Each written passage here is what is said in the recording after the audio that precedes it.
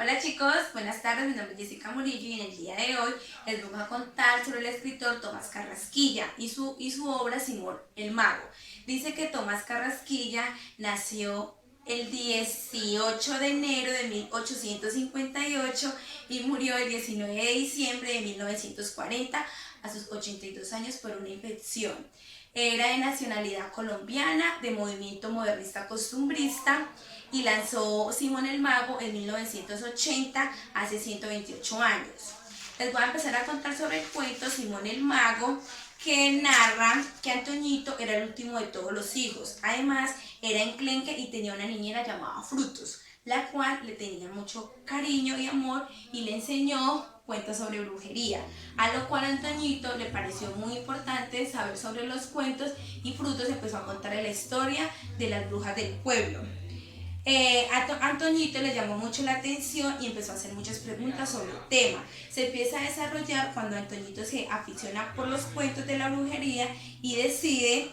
ser brujo, por lo cual convence a su nana Frutos que le narre más sobre esas historias de brujería y juntándose con su gran amigo Pepe, lo convence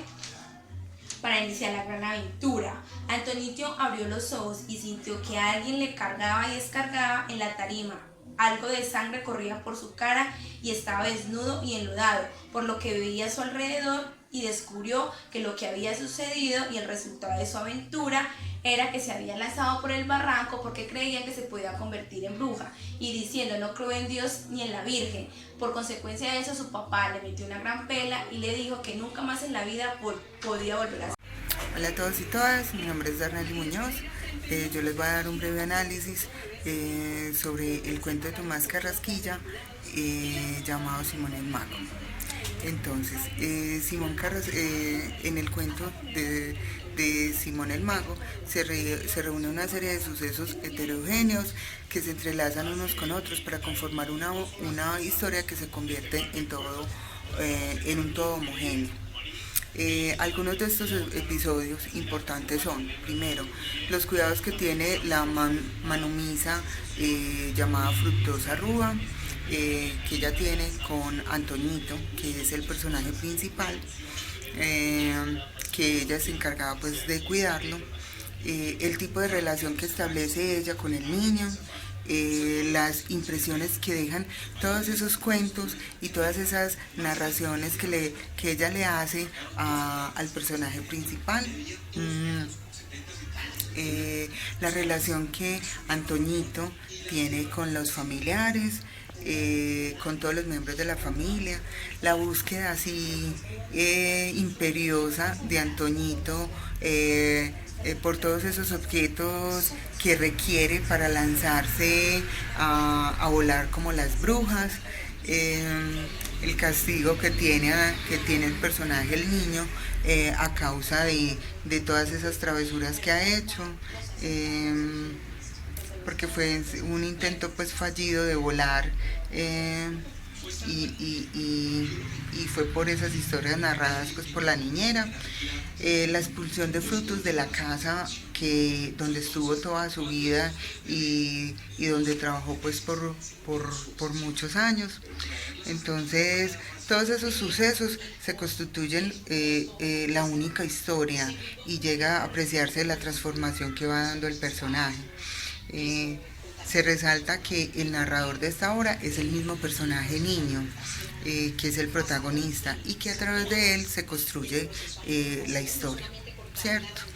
El título de Simón el Mago lo tomó Tomás Carrasquilla del libro de los Apóstoles de la Biblia,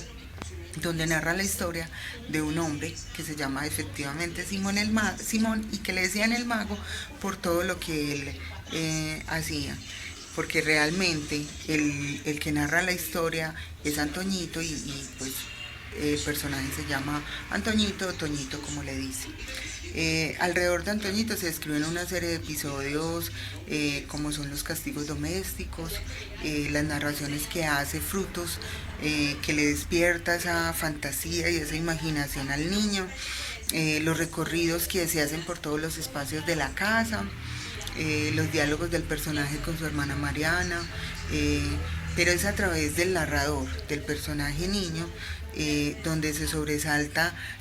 todas esas cosas características, donde se describe, por ejemplo, que a él nunca lo han castigado, que ha sido el consentido, que ha sido cuidado por una ex esclava ya liberta, que las historias que ella le cuenta lo transforman y lo transportan hacia un mundo pues de fantasía. De episodio en episodio pues el narrador nos va contando cada vez más y más se va volviendo verosímil pues el cuento,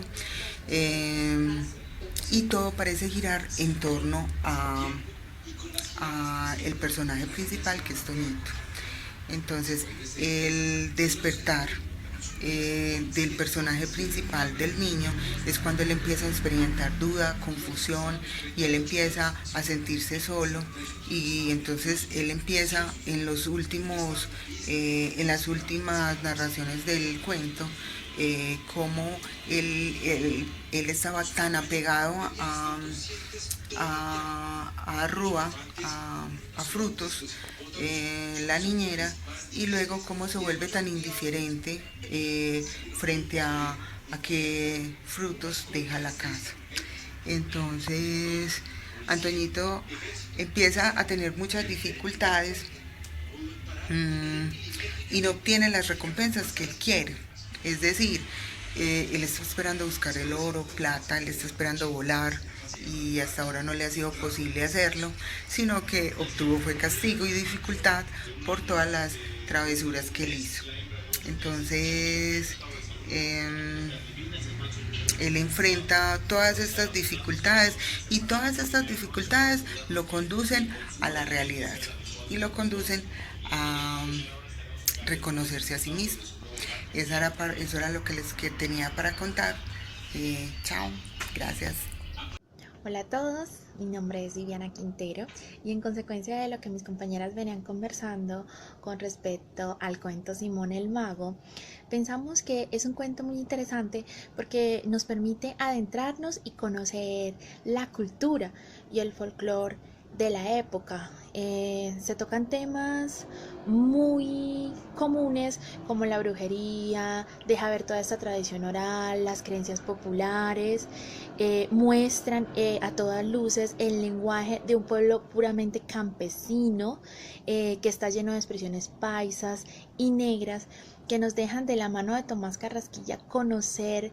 muy cercanamente las costumbres y la cultura como tal en el siglo XIX, principios del siglo XX. Este cuento, que es de características costumbristas, sí, dado el contexto que tiene, nos gusta porque tiene una historia bien desarrollada que no deja escapar detalles, lo que la hace muy comprensible, divertida y fácil de leer. Aparte de que personalmente pienso que evoca un tiempo en la transición mágica de la niñez